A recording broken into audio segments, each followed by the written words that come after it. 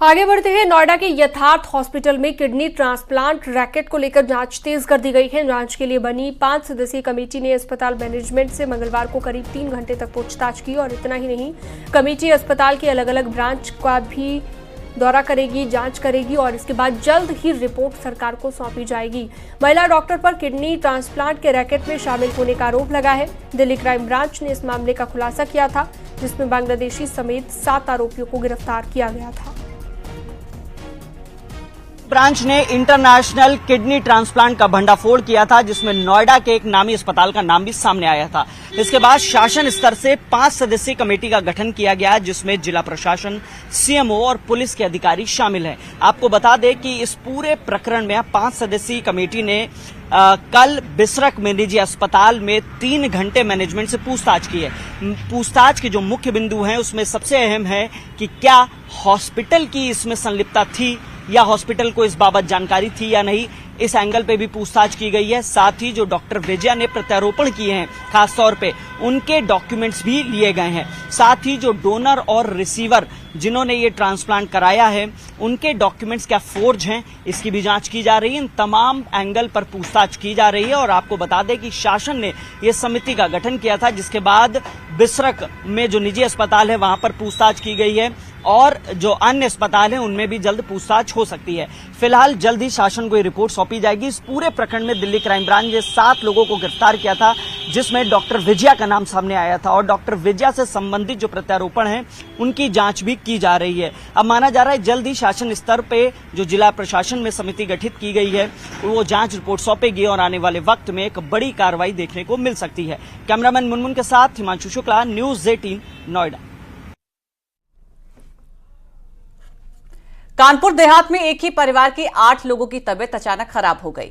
बीमारों में से 2 मासूम बच्चियों की मौत हो गई है, जिसमें से एक बच्ची को 2 साल और दूसरी बच्ची 11 साल की थी। बीमार हुए 6 लोगों को अस्पताल में इलाज चल रहा है, जिसमें से 2 बच्चे भी शामिल हैं। सभी लोग संदिग्ध बीमारी से पीड़ित हैं। डायरिया के बाद आंतों में सूजन की वजह से बीमार होने की आशंका है। डीएम समेत कई अधिकारी बीमारियों का हाल जानने पहुंचे। अधिकारियों ने डॉक्टरों से भी बातचीत की।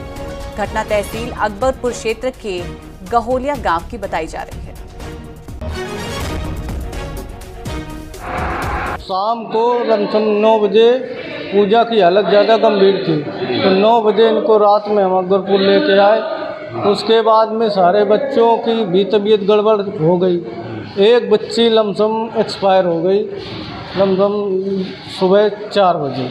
हाँ, सुबह फिर एम्बुलेंस आई तो पूरे घर को लेके सरकारी अस्पताल लेके गए, यहाँ रूरा में भर्ती कर। इसमें गहोलिया से शाम को अंजलि करीब 5:40 पर जिला अस्पताल लाई गई थी और काफ़ी गंभीर अवस्था में थी और डायरिया विद डिहाइड्रेशन विद सांस लेने तक में दिक्कत थी। उस केस में हमने तुरंत एम्बुलेंस से व्यवस्था करके इसको कानपुर ले जाने की व्यवस्था करवाई, लेकिन 10 ही मिनट में इमरजेंसी में ही उसकी तत्काल मृत्यु हो गई। इसके साथ में एक पेशेंट उसका बड़ा 5 साल का लड़का और रेफ़र किया गया था सीएससी रूरा से, जिसको तत्काल हम लोगों ने भर्ती कर लिया गया। बाद में उसके पिताजी, सत्यम के पिताजी रमेश ने भी कहा कि हमारे पेट में दर्द हो रहा है और उल्टी की शिकायत है, तो हम लोगों ने उसको भी तत्काल भर्ती करके जिला अस्पताल में इलाज कर रहे हैं। उन्नाव से अगली खबर, जहां पर मुहर्रम को लेकर देर रात शिया समुदाय के लोगों ने अंगारों पर नंगे पांव चलकर मातम मनाया। शहर के हजारी टोला और गांधी चबूतरा के शिया समुदाय के लोग मुहर्रम से एक रात पहले हर साल नंगे पांव अंगारों पर चलकर इमाम हुसैन को याद कर मातम मनाते हैं। इस मौके पर पुलिस फोर्स भी तैनात रही। मान्यता यह है कि मुहर्रम की 10वीं तारीख है और उस दिन मुसलमानों के आखिरी पैगंबर हजरत मोहम्मद साहिब के नवासे इमाम हसन और हुसैन को करबला के मैदान में हक की लड़ाई लड़ते लड़ते यजिद ने कत्ल कर दिया था।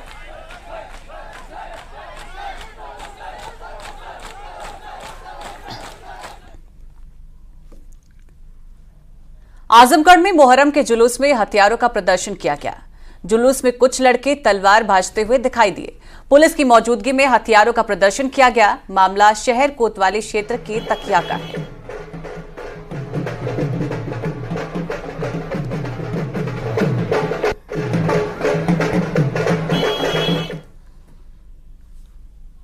संभल में मुहर्रम को लेकर प्रशासन अलर्ट पर है। ताजिएदारों के साथ अमन कमेटी की मीटिंग हुई और प्रशासन को सहयोग करने वालों को एसडीएम ने सम्मानित करने का ऐलान भी किया है।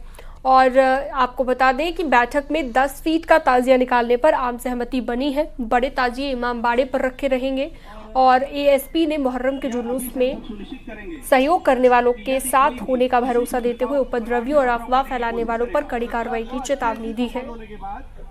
जिन लोगों ने समाज के लिए अच्छा निर्णय लिया है की मीटिंग हुई उसमें स्वेच्छा से सभी ने सुनिश्चित किया है कि 10 फीट के नीचे ताजिए रखे जाएंगे एवं कोई भड़काऊ भाषा का प्रयोग नहीं किया जाएगा, किसी के बहकावे में नहीं आएंगे और जो भी फिजा खराब करने वाले तत्व हैं ताजिएदार भी उन पर निगाह रखेंगे और कड़ाई से हम लोग निपटने के लिए तैयार हैं। और मुहर्रम के दिन सकुशल ताजिया के जुलूस संपन्न होंगे। इसी संदर्भ में वार्ता हुई है और हम सभी मिलकर सुनिश्चित करेंगे कि सकुशल शांत व्यवस्था के साथ ताजिया संपन्न होंगे। अगली खबर आगरा से है, जहां सब्जी मंडी में 3 हमलावरों ने सब्जी विक्रेता को गोली मार दी। इस वारदात से आसपास में हड़कंप मच गया। इस घटना के बाद आसपास के लोगों ने एक हमलावर को पकड़ लिया, तो वहीं दूसरी तरफ आनन फानन में घायल विक्रेता को अस्पताल में भर्ती कराया गया। घटना थाना ट्रांस यमुना क्षेत्र की है, जहां हमलावरों ने पहले तो आलू का दाम पूछा, उसके बाद गोली मार दी।